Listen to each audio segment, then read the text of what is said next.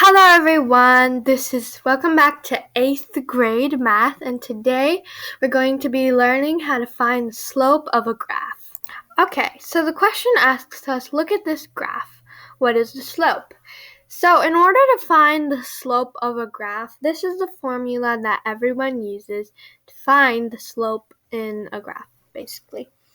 So what we're looking at right here is y2 minus y1 divided by x2 minus x1. And basically the 2 and 1 stands for the order of the coordinates given.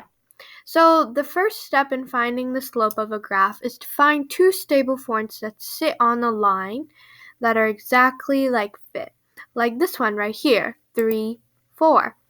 That's a coordinate that is correctly sitting on the line, and it's also sitting on the graph. Let's find our next one. Our next one, we can say that 5, 6 also fits because it's sitting on that line right there. So we have those 2 points, and that's what we're going to use. I'll write it in a different color. So we have 2, 4 as our first coordinates, and then we have 5, 6 as our second pair of coordinates. Now it's important to remember the order because this depicts whether you subtract it or subtract from it. So I'll explain that in a moment. So as we can see, we know that all coordinates have x first and then comes y. So we know that y2 would be 6 because it's the y coordinate of the second pair given. So we're going to, I'll just write that in the same color. So we have 6 minus y1, which is 4 in this case, because that's the y coordinate of the first pair. So it will be 6 minus 4. Now we have to do divided by.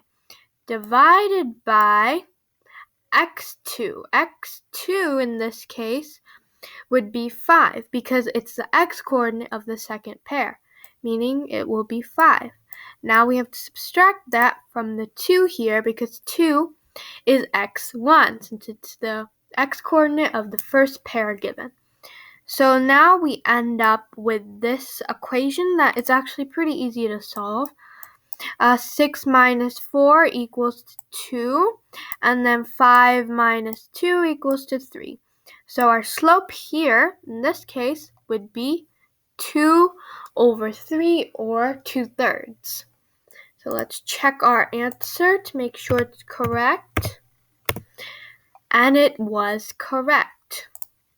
Okay, let's try another one. Now the formula, this time I'm not going to write it, and see if you can pause this video and try and figure this out by yourself. But if you can't, you can just continue watching the video. So first thing, the question is the same. We have to find two stable points. So again, 2, 4 works, 2, 4 works, and 4, 5 works. So those are our two coordinates this time. Let me write those down. We have 2, 4, and then we have 4, 5. So we have these two pair of coordinates, and now what we're basically going to do with them is, since our formula is y2 minus y1, y2 in this case would be the 5, so let's write 5, and we're going to do 5 minus the, we're supposed to do 5 minus y1, and y1 in this case is 4, because y1 is the y-coordinate of the first pair, which is 2, 4. Now that we have the first line done, let's do our denominator. I'm just going to call it denominator. So we have to do 4 minus, because 4 is the x2 minus x1, which in this case would be, that's right, yes, 2. So now that we have this thing, we just have to solve it. And when we do solve it, 5 minus 4 equals to 1. And then 4 minus 2 equals to 2. So right here, our slope right here would be 1/2. So let's check our answer. Correct. Let's do one more. Okay, look at this graph. We're basically asked to find the slope again. Let's find two stable points. 6, 3 seems good. And also 7, 5 seems good. So let's write those two coordinates down. 6, 3. And then we have 7, 5.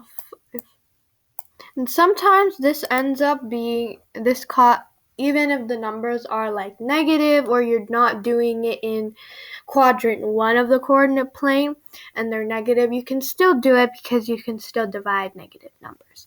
It'll just be a little harder. But that's okay because we're still learning and we're trying to just learn. Okay, so we need to do y2, which is 5, minus y1, which is 3. And we're supposed to do that divided by x2, which is 7, minus x1, which in this case is 6. So let's solve this right here. 5 minus 3 equals to 2, and 7 minus 6 equals to 1. So we're left with 2 over 1, which in this case we can say and simplify it and get it down to 2, because anything with the denominator of 1, which will mean that it equals the numerator. So our answer here would be 2. Let's check that. And it was correct. So I hope you guys enjoyed this video, and I hope I helped you all understand the concept of how to find the slope of a graph.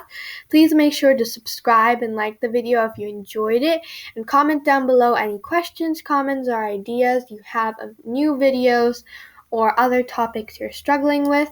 Until then, I'll see you next time. Have a great day, and bye!